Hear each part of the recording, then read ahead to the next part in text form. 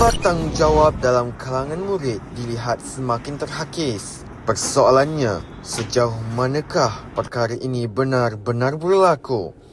Bagi mendapatkan gambaran sebenar, kru 008 telah menjalankan satu tinjauan khas di SK Rantau Panjang. Ikuti laporan khas kami. Sepatutnya perkara seperti ini tidak berlaku. Anda sepatutnya tahu tanggungjawab seperti membantu bakal di rumah. Baik, kembali ke skrip pentas. Kasih sayang seorang ibu tiada penghujungnya. Itulah yang dapat diungkapkan di dalam video ini. Walaupun telah beberapa kali dikejutkan, murid ini masih enggan bangun dan meneruskan tidurnya dengan lena. Ini adalah perbuatan sangat tidak bertanggungjawab oleh seorang anak. Teacher Halimah 008 melaporkan kejadian. Rakaman menunjukkan seorang murid meninggalkan sampah tanpa menghiraukan kebersihan sekolah. Sikap sambil lewat ini menyebabkan persekitaran sekolah menjadi kotor. Berikut adalah satu kesalahan yang sering dilakukan murid kita. Kesalahan ini perlu ditegur dan memberi pengajaran kepada murid. 008 melaporkan. Bukan setakat itu, pemerhatian mendapati murid SK Rantau Panjang tidak menutupi air dengan baik sehingga menyebabkan pembaziran.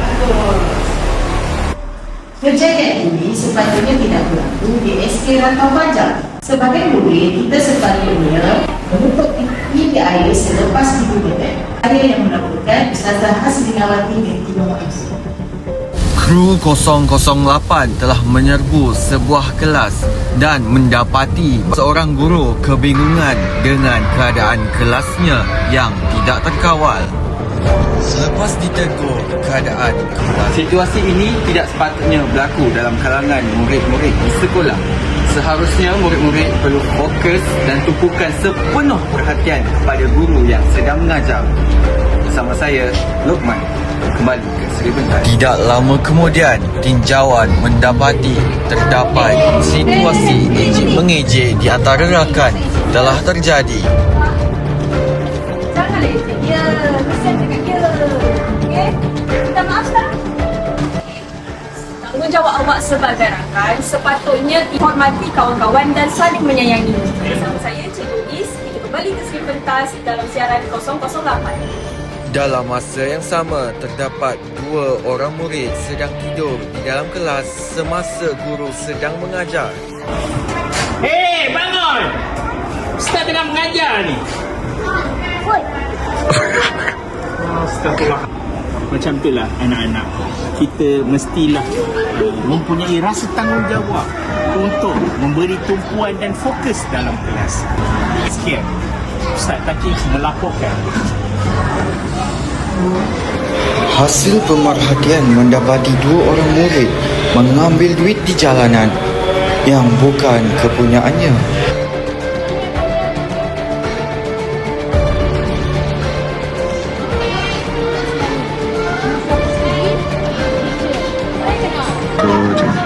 Hi students, you should be always responsible. You shouldn't take other people's money.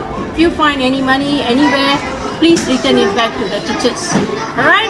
Be good children. Recorded by 008 Teacher Sundari. Thank you. Video ini menunjukkan sikap tanggungjawab murid-murid memulangkan buku yang telah dipinjam. Sikap ini harus dicontohi oleh semua murid-murid. Perbuatan tersebut perlu dicontohi oleh semua murid SK Rantau Panjang.